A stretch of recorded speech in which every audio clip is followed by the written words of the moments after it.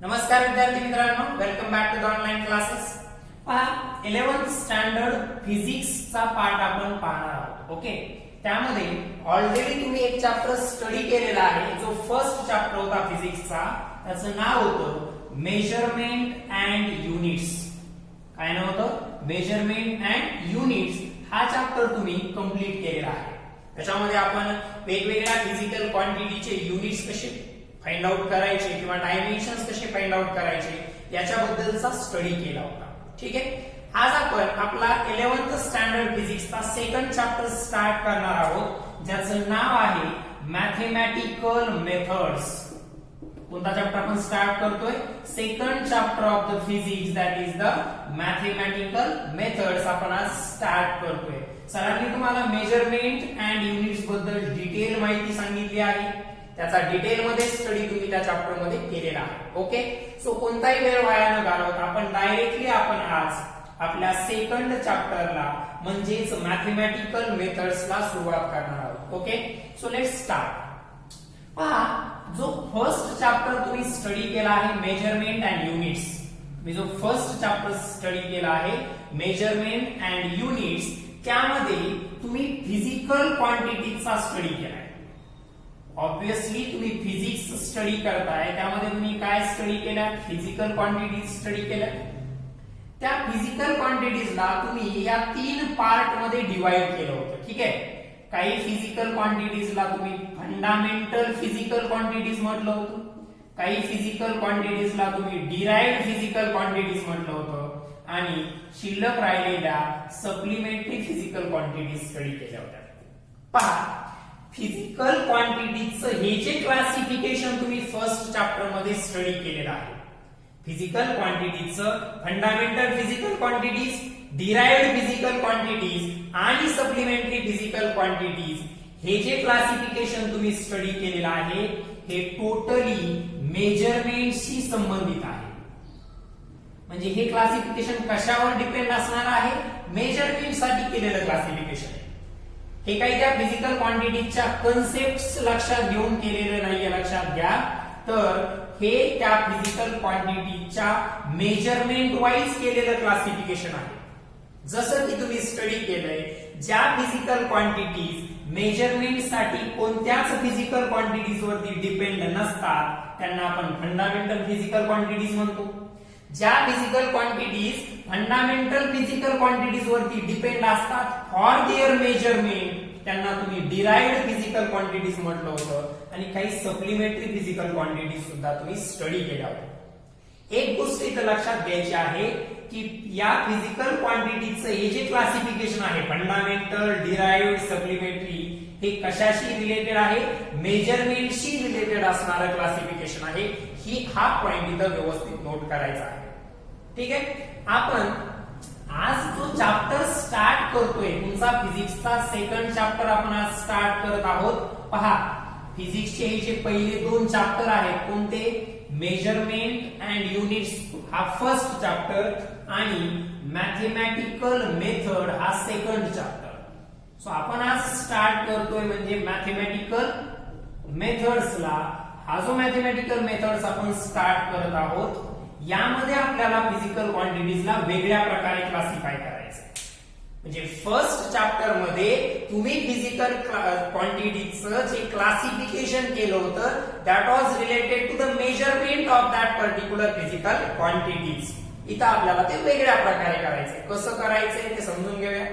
पहा, पहिल्यांदा मॅथेमॅटिकल मेथडला आपण स्टडी करण्यासाठी पार्ट्स मध्ये डिवाइड करणार आहोत. त्यातला पहिला हा पार्ट असणार आहे स्केलार्स अँड वेक्टर्सशी रिलेटेड, आणि दुसऱ्या हा पार्ट मध्ये आपल्याला स्टडी करायचे कॅल्क्युलस.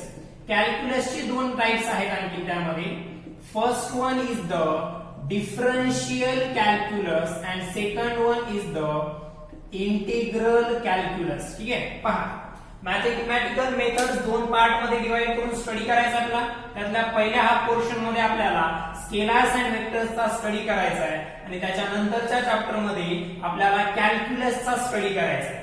कॅल्क्युलस मध्ये डिफरन्शियल कॅल्क्युलस आणि इंटिग्रल कॅल्क्युलस यांचा आपण स्टडी करणार आहोत. ठीक आहे, सो कॅल्क्युलस म्हणजे काय असतं याला आपण नंतर पाहणार आहोत. आपण सुरुवात करतोय चॅप्टरची from the concept of scalars and vectors. Scalars कशाला म्हणायचं आणि वेक्टर्स कशाला म्हणायचं तिथून आपण आपला चॅप्टर आज स्टार्ट करणार आहोत. ठीक आहे, व्यवस्थित लक्ष द्यायचे सगळ्यांनी. ज्या काही कन्सेप्ट मी समजून सांगणार आहे त्या कॉन्सन्ट्रेशन देऊन व्हिडिओ मध्ये पाहायच्या आहेत, त्याच्या नोट्स बनवायच्या आहेत व्यवस्थित प्रकारे. काही डाऊट्स असतील, काही अडचणी असतील तर तुम्हाला जो नंबर ग्रुप वरती प्रोव्हाइड केला जाईल त्यावरती ते डाऊट्स तुम्हाला विचारायचे आहेत. ठीक आहे, तर पहा तुम्ही ऑलरेडी 9th स्टँडर्ड मध्ये स्केलार्स अँड वेक्टर्सचा स्टडी केलेला आहे. पहा मी तुम्हाला आता सांगितलं फर्स्ट चॅप्टर मध्ये तुम्ही जे फिजिकल क्वांटिटीचं क्लासिफिकेशन स्टडी केलं होतं, फर्स्ट चॅप्टर मध्ये तुम्ही जे फिजिकल क्वांटिटीचं क्लासिफिकेशन स्टडी केलं होतं ते मेजरमेंटशी रिलेटेड होतं, ज्यामध्ये काही फिजिकल क्वांटिटी ज्या फंडामेंटल होत्या, काही डिराइव्ह होत्या. इथं आपण फिजिकल क्वांटिटीजला या दोन ग्रुप्स मध्ये डिवाइड करतोय. काही फिजिकल क्वांटिटीज या स्केलार्स असतील, काही फिजिकल क्वांटिटीज या वेक्टर्स असतील. तर सगळ्यात पहिल्यांदा स्केलार्स आणि वेक्टर्स म्हणजे काय असतं ते समजून घेऊया. ते समजून घेण्यासाठी तुम्हाला कोणत्याही फिजिकल क्वांटिटीचं मॅग्निट्यूड म्हणजे नेमकं काय ते माहित असलं पाहिजे. त्याला एका एक्झाम्पल मी समजून सांगतो. समजा मी व्हॅल्यू लिहिली आहे, फिजिकल क्वांटिटी घेतली आहे फोर्स.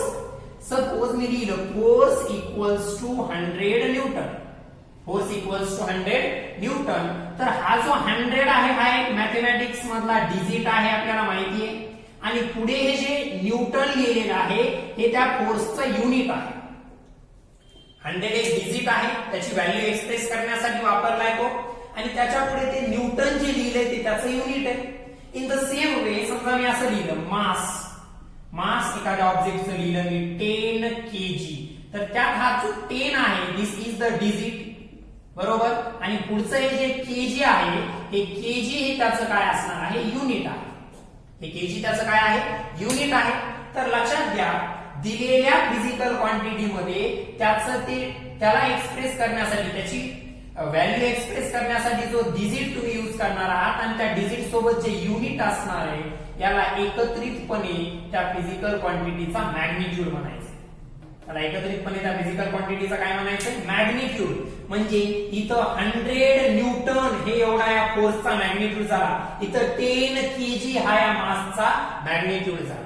नोट डाऊन करायचे, रनिंग नोट्स काढायचे असतात 11th 12th स्टँडर्ड मध्ये. 10वी पर्यंत स्पून फिडिंग आता विसरून जायचंय. शिक्षक तुम्हाला लाईन टू लाईन कधीही लिहून देणार नाहीये, लक्षात घ्यायचे. रनिंग नोट्सचा अर्थ यातून तुम्हाला इम्पॉर्टंट जे वाटतं, जे लिहिल्यानंतर तुम्हाला ते वाचताना लक्षात येईल की मला इथं काय लिहायचं होतं, अशा प्रकारच्या नोट्स तुम्हाला व्हिडिओज पाहत असतानाच किंवा ऍक्च्युअली सुद्धा लेक्चर अटेंड करत असतानाच काढायचे आहे. ओके, मग हे 100 न्यूटन हे डिजिट आणि युनिट एकत्र मिळून त्याला त्या फोर्सचं काय म्हणणार, मॅग्निट्यूड. तसंच हे डिजिट आणि युनिट हे काय झालं, या मासचं मॅग्निट्यूड, बरोबर. म्हणजे आपण एखादी फिजिकल क्वांटिटीचा अमाऊंट एक्सप्रेस करण्यासाठी असं आपण त्याला म्हणू शकतो. आपण जे यूज करतो ते त्याचं मॅग्निट्यूड असतं. फॉर एक्झाम्पल मासचं मॅग्निट्यूड तुम्ही एक्सप्रेस करताना युनिट वापरणार केजी किंवा ग्रॅम. म्हणजे 10 kg हे मासचं मॅग्निट्यूड झालं. टेम्परेचर आहे समजा 30 डिग्री सेल्सिअस हे त्या टेम्परेचरचं मॅग्निट्यूड झालं. वर्क आहे 100 जूल हे एवढं मिळून त्याचं मॅग्निट्यूड झालं. म्हणजे मॅग्निट्यूड मध्ये काय काय इन्व्हॉल्व आहे, मॅग्निट्यूड मध्ये त्याला एक्सप्रेस करण्यासाठी वापरलेला डिजिट प्लस त्याच्यासोबत त्या फिजिकल क्वांटिटीचं युनिट यांना एकत्रितपणे आपण त्या फिजिकल क्वांटिटीचं काय म्हणत असतो, मॅग्निट्यूड म्हणत असतो. पहा मेन मुद्दा विसरायचा नाहीये. स्केलार्स आणि वेक्टर्स समजून घ्यायचे आपल्याला, परंतु स्केलार्स आणि वेक्टर्स समजून घेण्यासाठी आपल्याला मॅग्निट्यूडची कन्सेप्ट काय आहे ते माहित असणं आवश्यक असतं. मग मॅग्निट्यूड तर प्रत्येक फिजिकल क्वांटिटीला असणारच आहे. ती फिजिकल क्वांटिटी स्केलार असो किंवा ती फिजिकल क्वांटिटी वेक्टर असो, त्या फिजिकल क्वांटिटीला मॅग्निट्यूड हे असणारच आहे. हा पॉइंट सगळ्यात पहिल्यांदा इथं नोट करायचा आहे.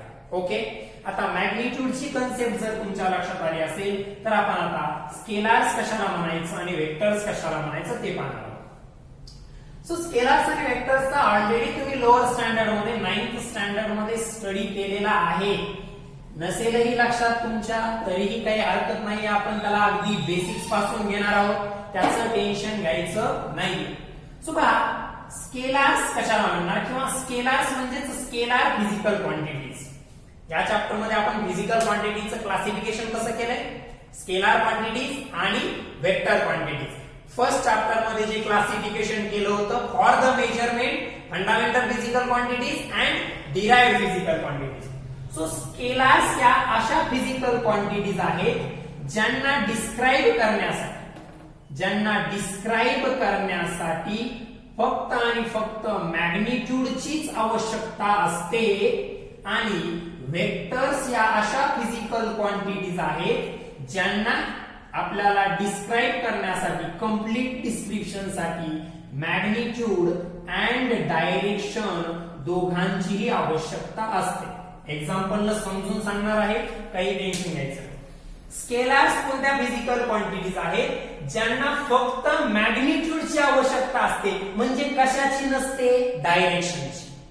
कशाची नसते, डायरेक्शनची. आणि वेक्टर्स अशा फिजिकल क्वांटिटीज आहेत ज्यांचं नुसतं मॅग्निट्यूड सांगून भागत नाहीये, सोबतच कशाची आवश्यकता असते, डायरेक्शनची सुद्धा आवश्यकता असते. लक्षात राहिले का? पहा नुसतं मॅग्निट्यूड जिथं आवश्यक असतं त्या फिजिकल क्वांटिटीजला म्हणायचं स्केलार्स, ज्यांचा डायरेक्शनशी काही संबंध नसतो. डायरेक्शन कळते, डायरेक्शन समजते ना, force is applied towards right और force is applied towards left, हे असं एखादी दिशा दाखवणे डायरेक्शन ज्याला आपण म्हणतो. ठीक आहे, समजा तुम्ही मला सांगितलं की तुम्ही तुमच्या जागेवरून 10 मीटर डिस्प्लेस व्हा, तर इथं डायरेक्शनचा संबंध येतो का? कारण मी 10 मीटर या डायरेक्शन मध्ये डिस्प्लेस होऊ शकतो किंवा 10 मीटर या डायरेक्शन मध्ये डिस्प्लेस होऊ शकतो किंवा समोर डिस्प्लेस होऊ शकतो.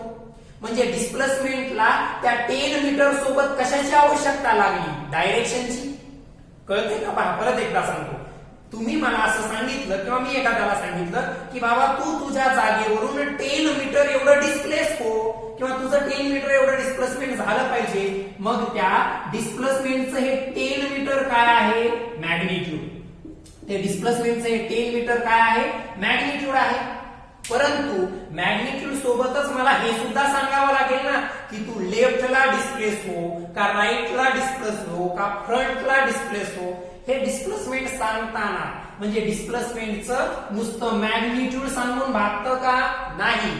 कारण तिथं लगेच प्रश्न निर्माण होतो तो कशाचा, डायरेक्शनचा. म्हणजेच डिस्प्लेसमेंट कोणत्या टाईपची फिजिकल क्वांटिटी, वेक्टर. मी एक एक्झाम्पल सांगितलं, लक्षात येते का? म्हणजे ज्या फिजिकल क्वांटिटीजला मॅग्निट्यूड सांगितल्यानंतर सुद्धा काहीतरी शिल्लक राहिल्यासारखं वाटतं, ते शिल्लक राहिल्यासारखं काय वाटणार आहे, त्याची डायरेक्शन. म्हणजे तुम्हाला जर दिलेल्या फिजिकल क्वांटिटीज, आता फिजिकल क्वांटिटीचा स्टडी तर तुम्ही फर्स्ट चॅप्टर मध्ये केलाय ना, fundamental physical quantities, derived physical quantities, त्यांचे युनिट्स, याचा स्टडी तुम्ही ऑलरेडी फर्स्ट चॅप्टर मध्ये केलेला आहे. पहा, तर त्यांच्यापैकीच ज्या फिजिकल क्वांटिटीजला मॅग्निट्यूड सांगितल्यानंतर आपल्याला असं वाटतं की इथं डायरेक्शन सुद्धा सांगणं आवश्यक होतं, अशा फिजिकल क्वांटिटीजला वेक्टर्स म्हणायचं. आणि ज्यांचं नुसतं मॅग्निट्यूडनच भागणार आहे त्यांना आपण स्केलार्स म्हणायचं. याचा एक एक्झाम्पल सांगतो. ठीक आहे, आता मी तुम्हाला सांगितलं दुकानावरती जायचं आणि 10 किलो साखर घेऊन यायची, 10 kg मास सांगितलंय, साखर घेऊन यायची सांगितले, शुगर किती, 10 kg. एवढी 10 kg शुगर तुम्हाला आणायची सांगितली, म्हणजे त्या साखरेचं मी काय सांगितलंय रे, मास. जसं डिस्प्लेसमेंटचं मॅग्निट्यूड सांगितल्यानंतर, व्यवस्थित लक्ष द्या, जसं डिस्प्लेसमेंटचं हे 10 मीटर मॅग्निट्यूड सांगितल्यानंतर डायरेक्शनचा प्रश्न निर्माण झाला होता की नेमकं डिस्प्लेस कोणत्या डायरेक्शन मध्ये व्हायचं आहे, तसा कोणताही क्वेश्चन इथं निर्माण झाला नाहीये. म्हणजे तुम्हाला जर मी 10 kg एवढं अमाऊंट सांगितलेलं आहे त्या पर्टिक्युलर ऑब्जेक्टचं, त्या सबस्टन्सचं, इथं तुम्हाला प्रश्न पडणार आहे का कोणत्या डायरेक्शन मध्ये मोजू मास मी, मास कोणत्या डायरेक्शन मध्ये मोजतात, मास मोजताना डायरेक्शनचा विचार करावा लागत नाही. म्हणजे ही जी फिजिकल क्वांटिटी आहे ही स्केलार आहे. तुम्हाला एक हिंट सांगतो एकदम सोपी, तुम्हाला त्यावरून स्केलार्स आणि वेक्टर लगेच ओळखता येतील. ती अशी आहे, जर एखादी फिजिकल क्वांटिटी तुम्हाला सांगितली जर एखादी फिजिकल क्वांटिटी सांगितली, तिचं मॅग्निट्यूड सांगितल्यानंतर जर तुम्हाला असं मनामध्ये प्रश्न निर्माण झाला की डायरेक्शन सांगायला पाहिजे होती कारण मी कन्फ्युज झालोय कोणत्या डायरेक्शन मध्ये काय करायचं आहे, तर ज्या फिजिकल क्वांटिटीजला मॅग्निट्यूड सांगून सुद्धा डायरेक्शनचा प्रश्न निर्माण होतो त्यांना वेक्टर्स म्हणायचं, आणि ज्या फिजिकल क्वांटिटीजला मॅग्निट्यूड सांगितल्यानंतर डायरेक्शनचा कोणताही प्रश्न निर्माण होत नाही त्यांना आपण स्केलार्स असं म्हणायचं. या दोन एक्झाम्पल वरून ते समजून घ्या. आणखी काही एक्झाम्पल आपण त्याचे पाहणार आहोत. एक गोष्ट आता लक्षात आली असेल, स्केलार्स कशाला म्हणायचं, the physical quantities which required only magnitude there is no need of direction are called as scalars, and the physical quantities which required both magnitude and direction, magnitude सोबतच डायरेक्शनची सुद्धा आवश्यकता आहे त्यांना वेक्टर्स म्हणायचं. मग तुम्हाला ओळखायचा एक सोपा मार्ग सांगितलाय. कसं? समजा मी तुम्हाला सांगितलं तुमच्या समोर एक बॉक्स ठेवलेला आहे, त्या बॉक्स वरती 100 न्यूटनचा फोर्स अप्लाय करा. किती फोर्स अप्लाय करायचा? 100 न्यूटनचा. आता 100 न्यूटनचा फोर्स अप्लाय करायचा, तर डायरेक्शनचा प्रश्न मनात आला असेल, त्या बॉक्सवर 100 न्यूटन लेफ्ट कडून राईट कडे अप्लाय करू का राईट कडून लेफ्ट कडे, काहीतरी प्रश्न निर्माण होतो. कशाचा? डायरेक्शनचा. म्हणजे फोर्स कोणती क्वांटिटी आहे? फोर्स कोणती क्वांटिटी आहे? वेक्टर आहे. तेच मी सांगितलं, माझ्याकडे आज खूप जास्त अमाऊंट मध्ये एनर्जी आहे, मी खूप आज चांगल्या प्रकारे एक्साइट होऊन शिकवू शकतो तुम्हाला. एनर्जी डायरेक्शन आहे का माझ्या एनर्जीला? कोणती नाही. म्हणजे एनर्जी कोणती झाली? स्केलार क्वांटिटी झाली. तर अशा प्रकारे ओळखायचंय. लक्षात घ्या, चॅप्टर संपेपर्यंत जरी ओळखता आल्या तरी पुरेसे. तुम्हाला जर असं वाटत असेल मी स्केलार्स वेक्टर्सची कन्सेप्ट सांगितली, आज रात्री लेक्चर बघितलं, लगेच उद्या सकाळी मला कोणतीही फिजिकल क्वांटिटी दिली आणि ओळखता आली पाहिजे स्केलार्स का वेक्टर, नेसेसरी नाहीये. कारण हे फक्त वरवरचं एक्सप्लेनेशन आहे.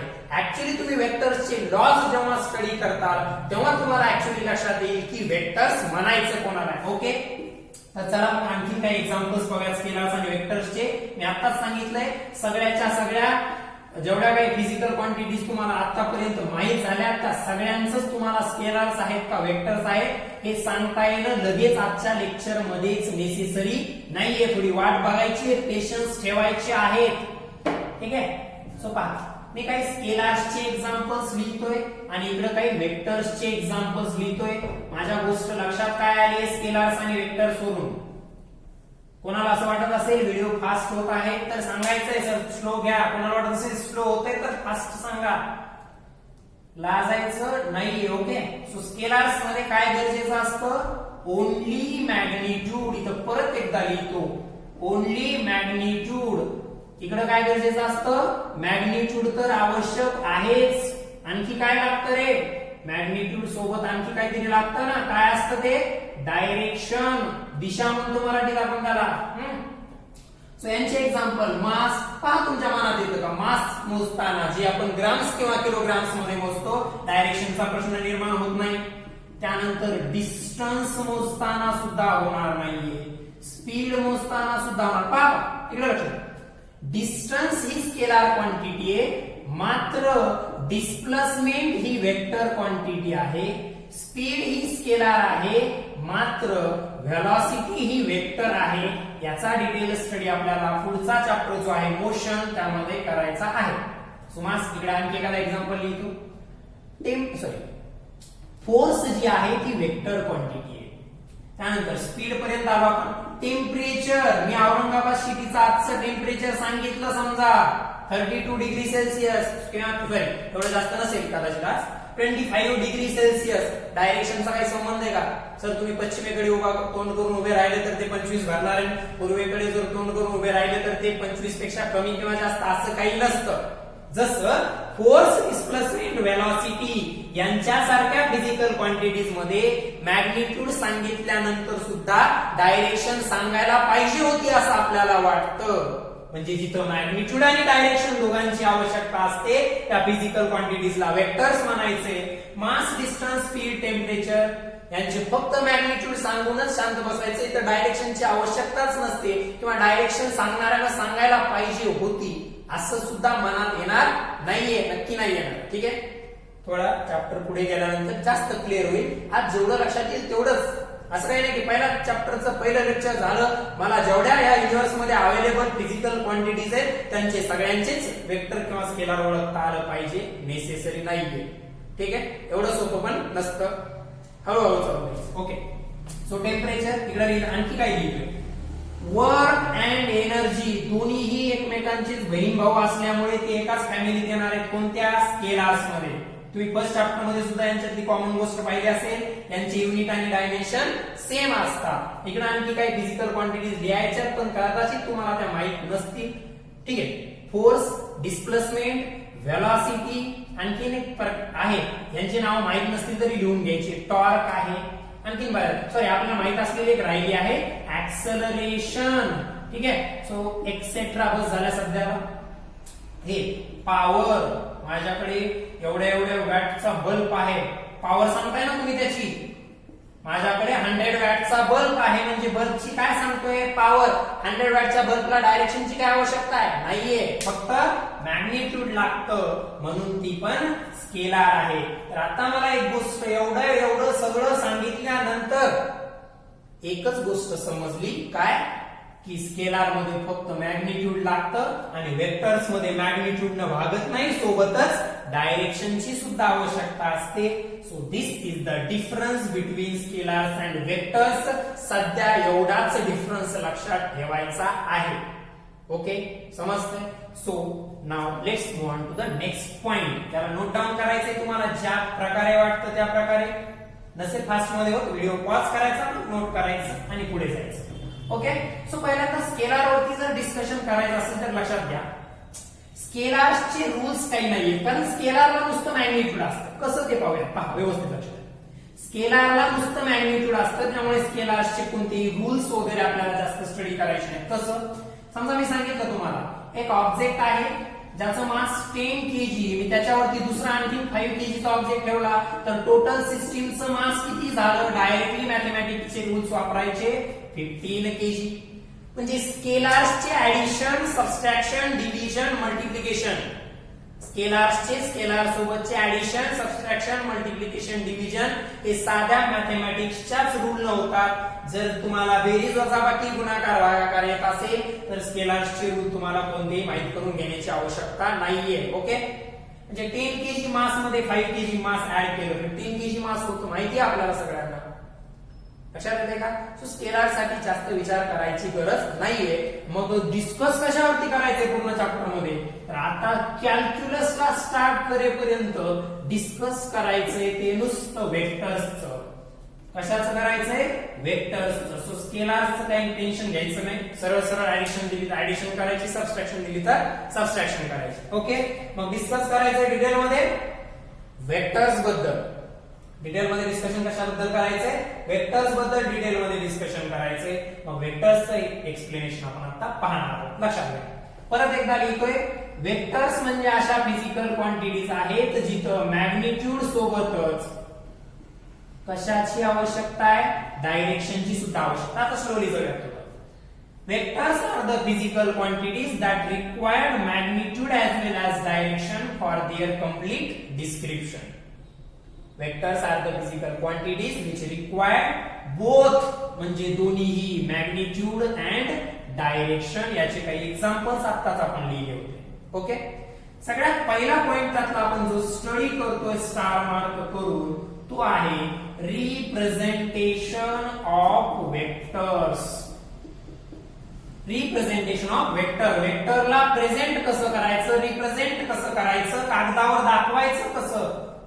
वेक्टर्सला काय करायचं? अशी एक स्ट्रेट लाईन ड्रॉ करायची आणि असा एक समोर एरो काढायचा. पहिल्यांदा काढताना चांगलं रांगोळी काढल्यासारखं त्याला रंगवायचं. नंतर माहिती एकदा प्रॅक्टिस झाल्यावर तुम्ही असंच काढणार आहे, ते पण चुकीचं नाहीये. लक्षात येते? So vector is represented by the arrow head. Arrow माहितीये ना, बाण आहे हा एरो.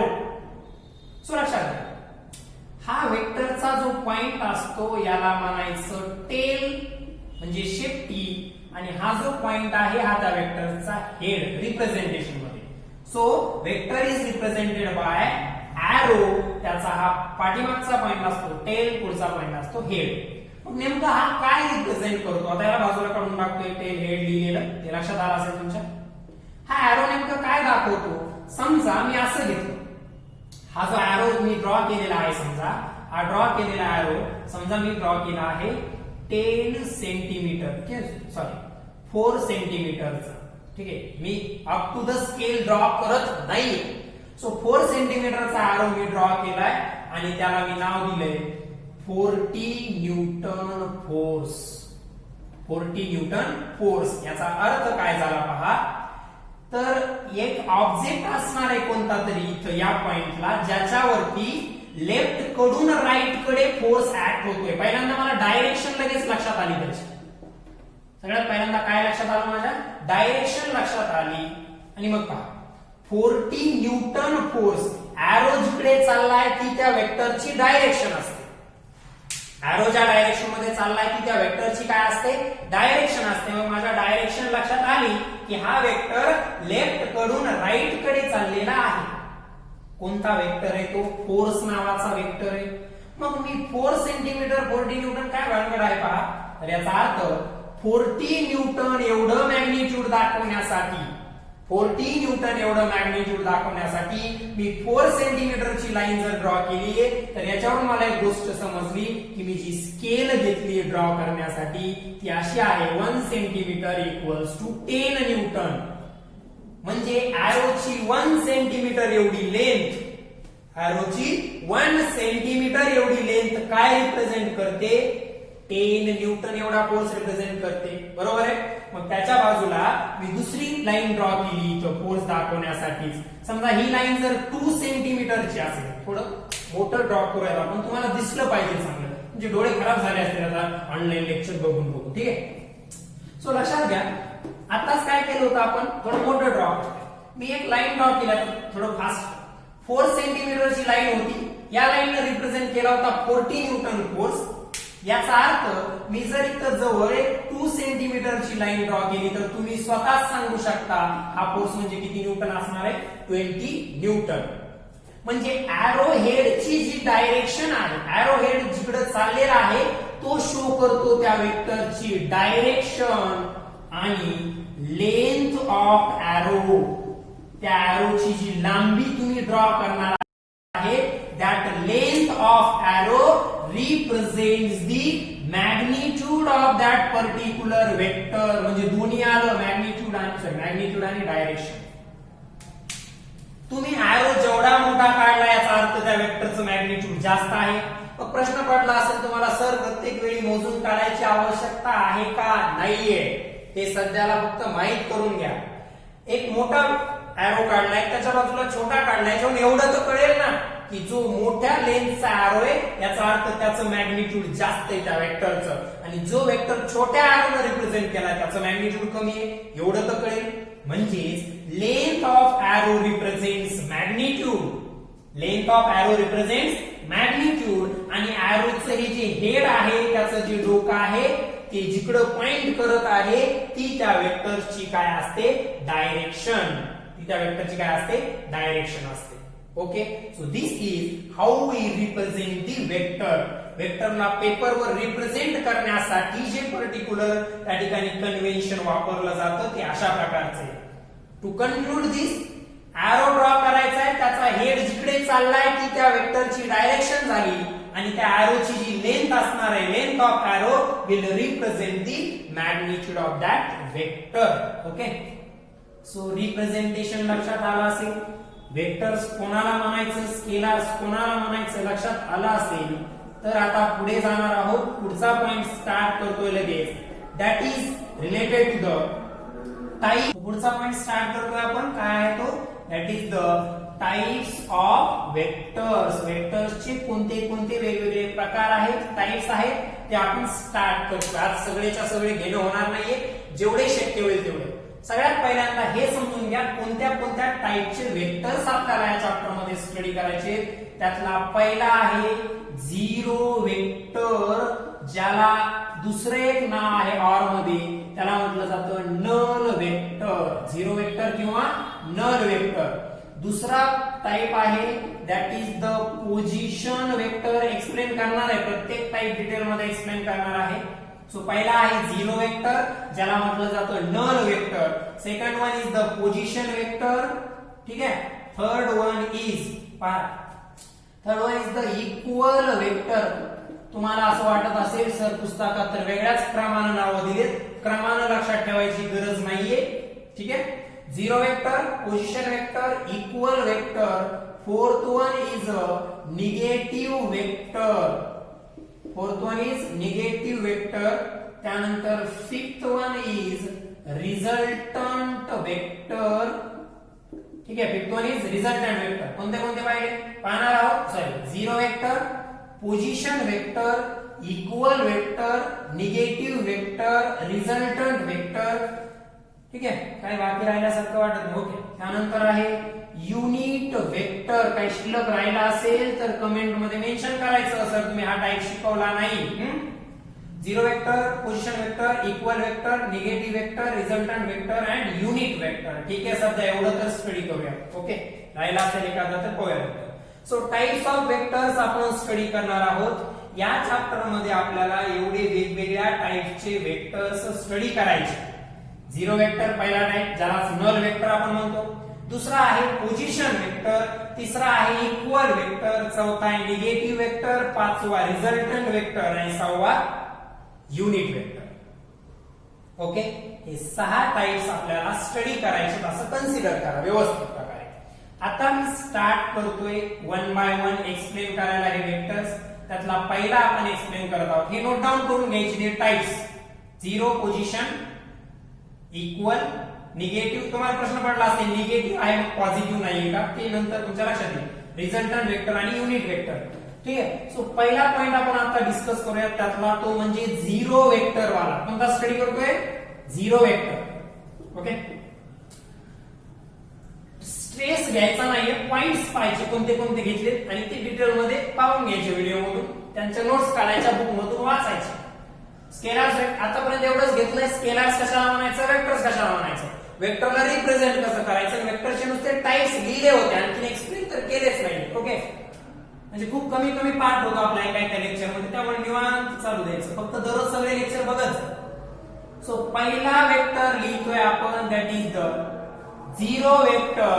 या झिरो वेक्टरलाच आपण म्हणत असतो नल वेक्टर. झिरो वेक्टरलाच आपण काय म्हणत असतो, नल वेक्टर. लक्षात घ्या. याची डेफिनेशन आहे vector having zero magnitude. Vector having zero magnitude is called as zero vector. Is called as zero vector. म्हणजे वेक्टर झिरो आहे का, म्हणजे नल आहे का नाही कशावर ठरवायचंय, त्याच्या मॅग्निट्यूड वरून. जर त्याचं मॅग्निट्यूड झिरो असेल तर आपण काय म्हणणार, तो झिरो वेक्टर आहे. For example, velocity of an object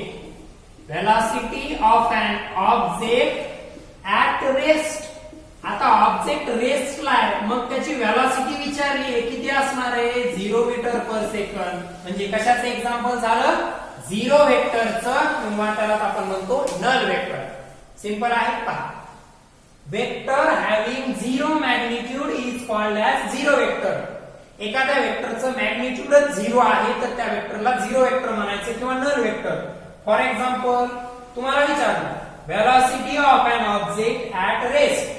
तुम्हाला अशा एका ऑब्जेक्टची व्हेलॉसिटी विचारली आहे जो रेस्टला आहे. अशा ऑब्जेक्टची व्हेलॉसिटी विचारली जो ऑब्जेक्ट कसा आहे, रेस्टला आहे. मग रेस्टला असताना ऑब्जेक्टला व्हेलॉसिटी नसते, झिरो असते.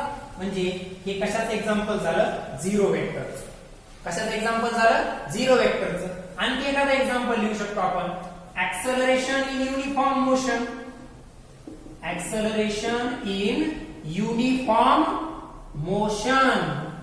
10वी 9वीचा अभ्यास केला असेल तर युनिफॉर्म मोशन माहित असेल. मग युनिफॉर्म मोशन मध्ये ऑब्जेक्टला ऍक्सेलरेशनच नसतं. युनिफॉर्म मोशन मध्ये ऑब्जेक्टला ऍक्सेलरेशन नसतं. म्हणजे हा सुद्धा काय झाला, झिरो वेक्टरचं एक्झाम्पल झालं.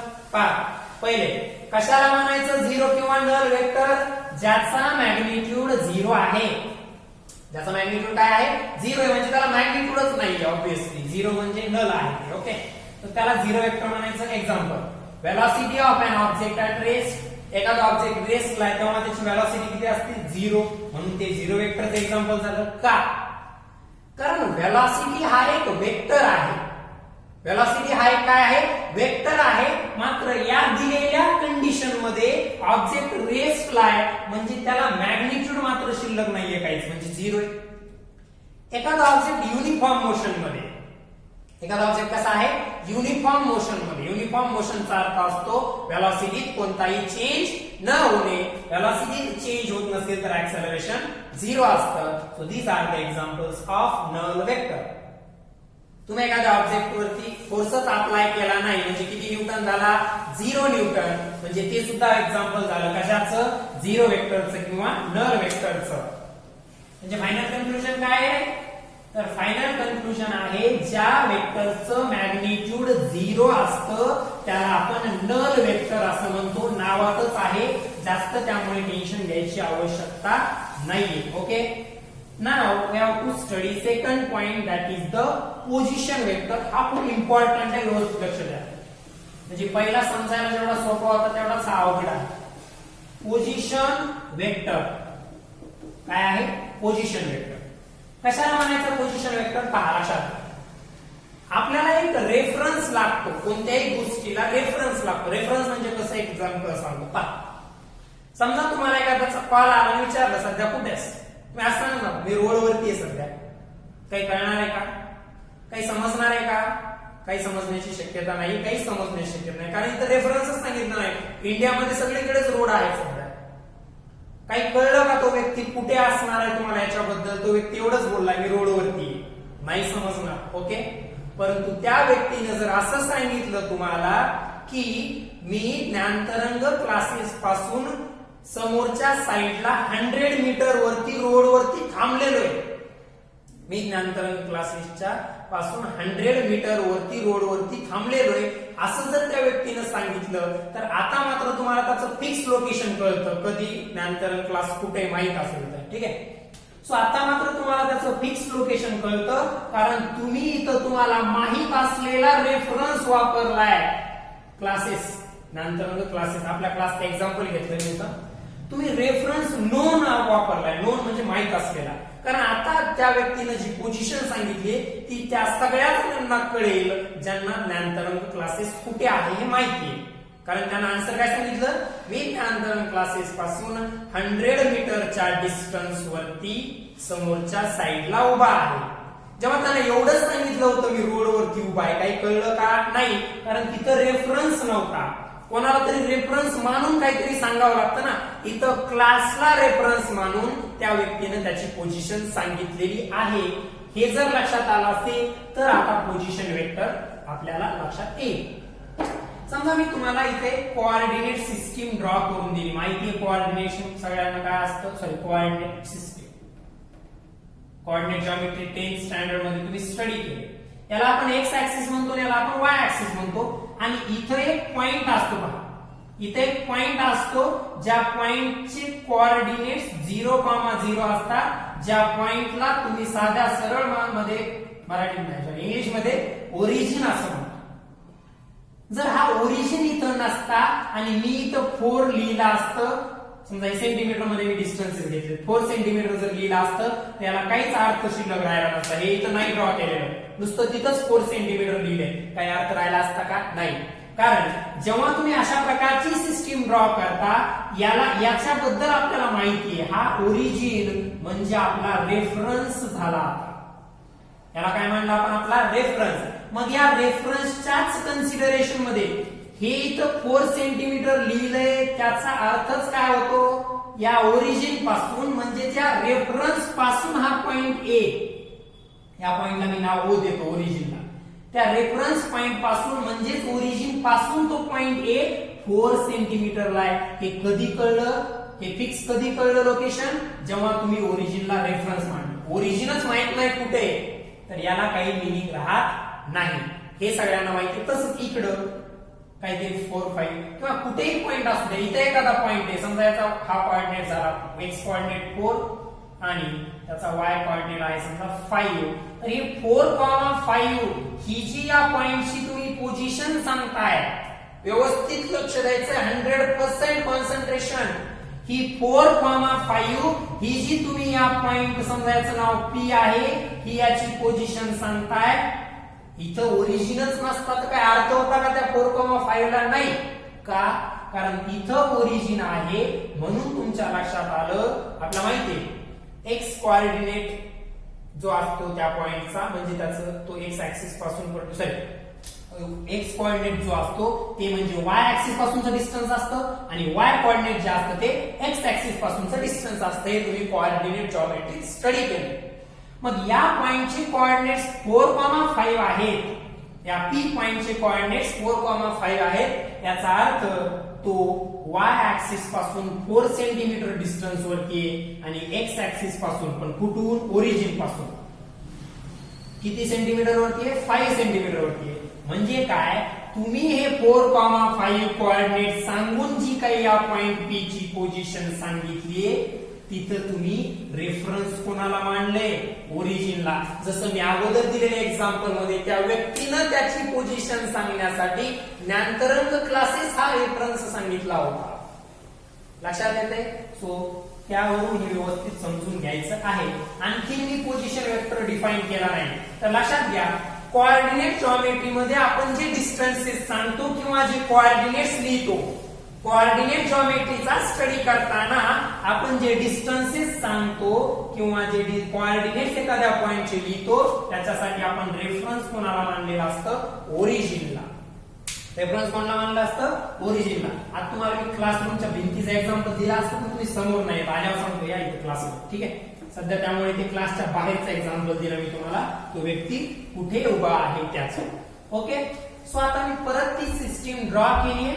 ओके, आणि हे जे ओरिजिन आहे या पॉइंटला आपण आता ओरिजिन म्हणतोय, माहित झालं याचं काम. 0,0 ओरिजिनलाच मी रेफरन्स म्हणणार आहे. हा वाय ऍक्सिस आहे, हा एक्स ऍक्सिस आहे. इथे पॉइंट घेतला P, समजा ज्याचे कोऑर्डिनेट्स तुम्हाला माहिती आहेत काय दिले, आणि मी असा वेक्टर ड्रॉ केलाय ज्याची शेपटी म्हणजे ज्याची टेल कुठे? ओरिजिनला, आणि हेड कोणाकडे चाललाय? पॉइंट P कडे. आता या पॉइंट P ला एक ऑब्जेक्ट ठेवलेला आहे. आता तुम्हीच मला सांगणार आहे, पहा. याचा अर्थ असा झाला, O पासून P पर्यंत ड्रॉ केलेला हा वेक्टर, O पासून P पर्यंत ड्रॉ केलेला हा वेक्टर P पॉइंटला असलेल्या ऑब्जेक्टची पोझिशन दाखवतोय विथ रेफरन्स टू ओरिजिन. काय केलंय इथं? आता गोष्ट लक्षात आली माझ्या की O पासून P पर्यंत ड्रॉ केलेला हा वेक्टर P पॉइंटची किंवा P पॉइंटला असलेल्या ऑब्जेक्टची, P पॉइंटची किंवा P पॉइंटला असलेल्या ऑब्जेक्टची पोझिशन दर्शवत आहे विथ रेफरन्स टू ओरिजिन. कोणाच्या रिस्पेक्ट मध्ये किंवा कोणाला रेफरन्स मानून? ओरिजिनला. ठीक आहे, असा कोणताही पॉइंट घ्या. मी इथं A पॉइंट घेतला, इथं मी Z पॉइंट घेतला. सगळ्यांपर्यंत ओरिजिन पासून त्या पॉइंट पर्यंत तुम्ही जे वेक्टर्स ड्रॉ करणार आहात ते त्या पॉइंटचे काय असणार आहेत? पोझिशन वेक्टर्स असणार आहेत किंवा पोझिशन वेक्टर असणार आहे. मग याला डिफाइन कसं करू शकतो हे ड्रॉ करून घ्या. फास्ट डेफिनेशन लिहितो थोडं. सो काय केलेलं आहे पहा, दिलेल्या पॉइंटची with respect to origin position दाखवणारा वेक्टर, दिलेल्या पॉइंटची किंवा त्या पॉइंटला असलेल्या ऑब्जेक्टची with respect to origin position दाखवणारा जो वेक्टर असतो त्याला आपण म्हणायचं पोझिशन वेक्टर. त्याला काय म्हणायचं आपण? Position vector. त्याला ऍक्च्युअली आता डेफिनेशन लिहितो त्याची, तुम्हाला कन्फ्युज होत असेल तर. Vector which shows position of an object, position represent, शोच्या जागी तुम्ही रिप्रेझेंट लिहू शकता. Vector which shows position of an object और point, position of an object किंवा आपण एखादा पॉइंट सुद्धा म्हणू शकतो with respect to origin, with respect to origin of coordinate system, with respect to origin of coordinate system is called as position vector. इथे लिहायचं is called as position vector. Okay, पहा एक असा वेक्टर जो काय शो करतोय, position, एखाद्या ऑब्जेक्टची किंवा पॉइंटची पोझिशन शो करतोय विथ रिस्पेक्ट टू ओरिजिन. कोणाला रेफरन्स मानून? ओरिजिनला. कोणाचे ओरिजिन? ओरिजिन कोणाचा असतो? कोऑर्डिनेट सिस्टीमचा. त्या वेक्टरला आपण म्हणतो position vector. Vector which shows position of an object or point with respect to origin of a coordinate system is called as position vector. Is called as position vector. त्याला आपण position vector असं म्हणतो. समजते? लक्षात येते? So this is the concept of position vector. आपण जे वेक्टर्सचे नाव लिहिले होते त्यातला एक वेक्टर आहे युनिट वेक्टर. तो युनिट वेक्टर स्टडी केल्यानंतर पोझिशन वेक्टरची कन्सेप्ट आणखी चांगल्या प्रकारे क्लिअर होईल. फायनली सांगतोय, ओरिजिनला रेफरन्स मानून एखाद्या कोणत्याही पॉइंटची पोझिशन शो करणारा, ओरिजिनला रेफरन्स मानून एखाद्या कोणत्याही पॉइंटची किंवा त्या पॉइंटला असलेल्या ऑब्जेक्टची पोझिशन शो करणारा एखादा वेक्टर म्हणजेच त्या पॉइंटसाठी तो काय झाला? पोझिशन वेक्टर झाला. त्या पॉइंटसाठी तो काय झाला? पोझिशन वेक्टर झाला. एवढं सध्या लक्षात ठेवा. त्याचं मॅथमॅटिकल रिप्रेझेंटेशन किंवा कॅल्क्युलेशन कशी करायची, पोझिशन वेक्टर फाइंड आउट कसा करायचा एखाद्या ऑब्जेक्टसाठी, कोऑर्डिनेट सिस्टीमची किंवा कोऑर्डिनेट जॉमेट्रीची तिथं कशा प्रकारे मदत घ्यायची, हा पार्ट आपण वेक्टरचे सगळे टाइप संपल्यानंतर पाहणार आहोत. ठीक आहे. पहिलाच 2च टाइप झाले आपल्या. आणखी पहिला टाइप आपण वेक्टरचा स्टडी केला तो कोणता होता? द फर्स्ट वॉज कोणता? Null vector.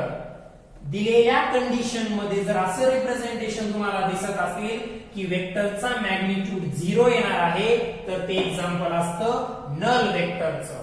आताच आपण पोझिशन वेक्टर पाहिला, एखाद्या पॉइंट किंवा ऑब्जेक्टची with reference to origin position show करणारा एखादा वेक्टर म्हणजे पोझिशन वेक्टर. तो ड्रॉ कसा करायचा? ओरिजिन कडून त्या पॉइंट कडे. तुम्ही जर असा एरो जर काढला तर त्याचा चुकीचा मिनिंग होतो. पहा, तुम्ही जर एरो असा काढला, पॉइंट पी आहे तिथं ओरिजिन आहे, असा जर ड्रॉ केला तर याला म्हणायचं नाही या पीचा पोझिशन वेक्टर, अजिबात. ठीक आहे. ओरिजिनच्या रिस्पेक्ट मध्ये त्याची पोझिशन दाखवणारा म्हणजे ओरिजिन कडून त्या पॉइंट कडे दाखवायचा आहे, ओरिजिन कडून त्या पॉइंट कडे दाखवायचा, हा झाला पोझिशन वेक्टर. आजच्या लेक्चर मध्ये आणखी 2 टाइप आपण लास्टली घेणार आहोत आणि मग लेक्चरला स्टॉप करणार आहोत. ठीक आहे. सो 2 टाइप झाले आपले. थर्ड टाइप आहे इक्वल वेक्टर्स. इक्वल वेक्टर्स आता लक्षात घ्या, इक्वल हा शब्द खूप मिनिंगफुल आहे तसा विचार केला तर. Equal in all sense. Equal in all sense. All याच्याकडे 2च असतात. कोणते 2? एक असतो मॅग्निट्यूड आणि दुसरा असतो डायरेक्शन. एक असतो मॅग्निट्यूड, दुसरा असतो direction. Equal in all sense म्हणजे काय? 2 वेक्टरला तुम्ही तेव्हाच इक्वल म्हणू शकता जेव्हा त्यांचं मॅग्निट्यूड आणि डायरेक्शन दोन्हीही इक्वल असेल. एक तर चालणार नाही, कारण वेक्टर कम्प्लिटली रिप्रेझेंट करण्यासाठी जर मॅग्निट्यूड आणि डायरेक्शन लागत असतील तर 2 वेक्टर इक्वल असण्यासाठी सुद्धा त्यांचे हे दोन्ही गोष्टी इक्वल असल्या पाहिजे, मॅग्निट्यूड अँड डायरेक्शन. मग रिप्रेझेंट कसं करणार पहा. हा एरो इकडे काढलाय मी, हा एरो इकडे काढला तर त्याचा इक्वल वेक्टर सुद्धा त्याच डायरेक्शन मध्ये, कारण दोघांची डायरेक्शन कशी पाहिजे? सेम. आणि मॅग्निट्यूड सेम पाहिजे. मॅग्निट्यूड सेम पाहिजे. आपल्याला माहिती आहे एरोची लेंथ मॅग्निट्यूड रिप्रेझेंट करते. एरोची लेंथ मॅग्निट्यूड रिप्रेझेंट करत असते. एरोची लेंथ मॅग्निट्यूड रिप्रेझेंट करते. मग पहा, इथून इथपर्यंत याला अशा प्रकारे मी मुद्दाम डॉटेड लाईन काढल्या कारण माझ्या दोन्ही लाईन सेम आल्या पाहिजे, माझ्याकडे स्केल वगैरे नाही सध्या. ठीक आहे. मग हा एक वेक्टर, हा एक वेक्टर. पहा, दोघांचे एरो इकडेच चाललेले, दोघांचे एरो याच डायरेक्शन मध्ये चाललेले आहेत. ओके, म्हणजे डायरेक्शन सेम झाल्या आणि दोघांच्या एरोची लेंथ सुद्धा सेम आहे म्हणजे मॅग्निट्यूड सुद्धा सेम झाले. एरोची पॉइंटिंग इकडेच आहे म्हणजे डायरेक्शन सेम आहे आणि दोघांच्या एरोची लेंथ सुद्धा सेम ड्रॉ केली आहे म्हणजे यांची मॅग्निट्यूड सुद्धा सेम आहे. म्हणजे जेव्हा 2 वेक्टर्स किंवा 3 वेक्टर्स जेवढे काही दिलेले असतील त्यांचे मॅग्निट्यूड आणि डायरेक्शन दोन्हीही सेम असतील तर त्या वेक्टर्सला आपण ऑब्वियसली इक्वल वेक्टर्स असं म्हणत असतो. वेक्टरच्या रिप्रेझेंटेशन मध्ये एक पॉइंट माझा सांगायचा राहून गेला, जो खरं तो खूप इम्पॉर्टंट होता, असं कधी कधी चूक होत असते. तो पॉइंट कोणता का? जेव्हा तुम्ही वेक्टरला अशा प्रकारे रिप्रेझेंट करता त्याच्यात समजा टेलला एक लेटर आहे नाव दाखवण्यासाठी, ते समजा आहे अशा प्रकारचं ए, आणि इथं आहे समजा त्याच्या हेडला बी, म्हणजे हा वेक्टर कोणत्या पॉइंट कडून कोणत्या पॉइंट कडे चाललाय. थोडे इक्वल वेक्टरला बाजूला राहू द्या, रिप्रेझेंटेशन मधला पॉइंट सांगायचा बाकी राहिला होता. ए कडून बी कडे चाललाय, ए कडून बी कडे. तर कधी नाव लिहिताना त्याच्या टेलचं अक्षर पहिल्यांदा लिहायचं, हेडचं नंतर लिहायचं, त्या दोघांच्या डोक्यावर अशा प्रकारची हॉरिझॉन्टल लाईन ड्रॉ करायची. याला वाचायचं कसं, ए बी बार. डोक्यावर असा बार दिला ना आपण, वाचायचं कसं, ए बी बार. त्याऐवजी असंही त्याचं रिप्रेझेंटेशन आणखी एका प्रकारे असू शकतं. समजा या ए टू बी पर्यंतच्या लेंथला किंवा वेक्टरला मी स्मॉल पी न डिनोट केलं, तर हा पी बार म्हणजे हा A B bar equals to P bar, हा त्या वेक्टरला रिप्रेझेंट करण्यासाठी किंवा वाचण्यासाठी तुम्ही लिहू शकता. म्हणजे एक तर त्याचं दोन अक्षरी नाव लिहू शकतो तुम्ही. कसं, त्याच्या स्टार्टिंग पॉइंट आणि एंडिंग पॉइंटचे अक्षर लिहायचे कॅपिटल लेटर्स मध्ये, त्याच्या डोक्यावर बार द्यायचा, अशा प्रकारे वाचू शकतो त्याला ए बी बार. किंवा डायरेक्ट एरोवरती अशा प्रकारचं एक स्मॉल लेटर किंवा कॅपिटल काय असू शकतं इथं, ते लिहिलं आणि त्याच्या डोक्यावरती बार दिला. म्हणजे या वेक्टरला मी दोन प्रकारे वाचू शकतो, एक ए बी बार, दुसरं पी बार. आता याचा एक्झाम्पल पहा. इथं मी याच्या या पॉइंटला नाव दिलं पी, या पॉइंटला नाव दिलं क्यू, इथं नाव दिलं मी ए, इथं नाव दिलं मी बी. म्हणजे हा पहिला वेक्टर म्हणजे काय झाला, पी क्यू बार, आणि हा दुसरा वेक्टर म्हणजे काय झाला, ए बी बार. आता हे दोघांची मॅग्निट्यूड आणि डायरेक्शन सेम असल्यामुळे हे वेक्टर्स कसे झाले, इक्वल वेक्टर्स झाले. मॅग्निट्यूड आणि डायरेक्शन सेम असल्यामुळे हे वेक्टर्स कसे झाले, इक्वल वेक्टर. म्हणजे जेवढं मॅग्निट्यूड पी क्यू बारचं आहे तेवढंच ए बी बारचं आहे, आणि दोघांच्या डायरेक्शन सुद्धा सेम आहे. एक पॉइंट इथं नोट करा, दोघांचे नुसते मॅग्निट्यूड सेम असताना तुम्ही इथे इक्वल टू साइन देऊ शकत नाही डायरेक्टली. ते कसं देऊ शकता ते आपण नंतर पाहणार आहोत. परंतु इथं इक्वल टू साइन देण्यासाठी हे दोन वेक्टरचे मॅग्निट्यूड आणि डायरेक्शन दोन्हीही इक्वल पाहिजे. मग याला आणखी वेगळ्या प्रकारे रिप्रेझेंट केलं. समजा मी याला इथं ए बार लिहिलं आणि इथं बी बार लिहिलं, तर मी असं लिहू शकतो, ए बार इक्वल्स टू बी बार, म्हणजे इक्वल वेक्टर झाले. लक्षात आलं, हे रिप्रेझेंटेशन मधलं शिल्लक राहिलं होतं. याला अशा प्रकारे दोन अक्षरांनी किंवा एका सिंगलनं सुद्धा तुम्ही रिप्रेझेंट करू शकता. फायनली इक्वल वेक्टर कशाला म्हणायचं, इन ऑल सेन्स, म्हणजे ज्या दोन वेक्टरचं किंवा दोन पेक्षा जास्त वेक्टरचं मॅग्निट्यूड आणि डायरेक्शन दोन्हीही इक्वल असतं, त्या वेक्टर्सला आपण इक्वल वेक्टर्स असं म्हणत असतो. मग याला रिप्रेझेंट केलं अशा प्रकारे केलं. या वेक्टरला मी पी क्यू बार म्हणणार, याला ए बी बार. मग हे इक्वल वेक्टर आहेत म्हणून P Q bar equals to A B bar, किंवा या नावानं दाखवलं तर A bar equals to B bar. So this is how we represent the equal वेक्टरचं हे रिप्रेझेंटेशन झालं. हे त्याला लिहिणं कसं, लिहितात कसं, रायटिंग मध्ये कसं लिहायचं ते. ओके, समजतंय. सो ठीक आहे, लेंथी करण्यात काय अर्थ नाहीये खूप वेक्टर लेक्चरला मोठं. आज आपण इथं स्टॉप करूया. महत्वाचे पॉइंट्स काय पाहिले या चॅप्टर मध्ये, आपण फिजिकल क्वांटिटीचं क्लासिफिकेशन कसं पाहिले. काही फिजिकल क्वांटिटीजला स्केलार्स म्हटलं, काहीला वेक्टर्स म्हटलं. त्यानंतर स्केलार्स वेक्टर म्हणजे कशाला म्हणायचं, त्यांच्यातला डिफरन्स काय तो पाहिला. काही थोडेफार एक्झाम्पल्स आपण त्यांचे पाहिले. त्यानंतर आपण वेक्टर्सला रिप्रेझेंट कसं करायचं ते पाहिलं. त्याच्यानंतर वेक्टर्सचे टाइप्स आपण स्टार्ट केले. त्यामध्ये झिरो वेक्टर, पोझिशन वेक्टर आणि इक्वल वेक्टर हे तीनच टाइप आपण आजच्या लेक्चर मध्ये कंप्लीट केलेले आहे. आजचं लेक्चर आपण इथं थांबवतोय, कन्क्लूड करतोय. Will meet in the next lecture. परंतु तोपर्यंत हा झालेला सगळा अभ्यास कंप्लीट करायचा आहे. काही डाऊट्स असतील ग्रुपवरती माझा नंबर प्रोव्हाइड केला जाईल लेक्चर सोबत, त्यावरती कॉल करून किंवा व्हॉट्सअप वरती मेसेज करून विचारायचा आहे. Okay, so have a nice day. Thank you. आजचं लेक्चर इथंच कन्क्लूड करत आहोत आणि स्टडी वेल सगळ्यात इम्पॉर्टंट. ओके.